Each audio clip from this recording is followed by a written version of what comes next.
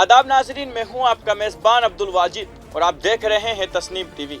चलिए दोस्तों, रुख करते हैं आज की ताज़ा तरीन खबरों की तरफ। उत्तर प्रदेश के शहर बनारस की ज्ञानवापी मस्जिद के इहाते की वीडियोग्राफी के दौरान हिंदू फरीक की जानिब से शिवलिंग पाए जाने के दावे के बाद अब हिंदू शिद्दत पसंद तंजीम हिंदू महाराणा प्रताप सेना के कारकुनों ने अजमेर शरीफ दरगाह में भी शिवलिंग होने का दावा किया है।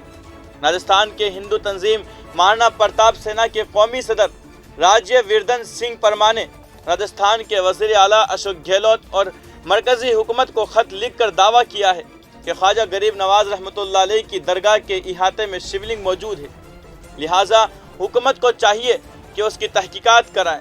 मज़कूरा तंजीम की जानिब से इस दावे के बाद अजमेर में तनाज़ुर खड़ा हो गया है। दरगाह के खुद्दाम समेत ओहदेदारों ने इस हवाले से एहतजाज दर्ज कराया है। दरगाह के खादमीन का कहना है कि इस तरह के बयानात से मुल्क और दुनिया में फैले ख्वाजा साहब की अक़ीदतमंदों के जज्बात को ठेस पहुँचती है। उन्होंने कहा है कि सदियों से तमाम मज़ाहिब के लोग ख्वाजा गरीब नवाज के मज़ार पर आते हैं। मुल्क के वज़ीर आज़म, सदर और मुख्तलिफ रियासतों के वज़राए आला की जानिब से चादरें पेश की जाती है।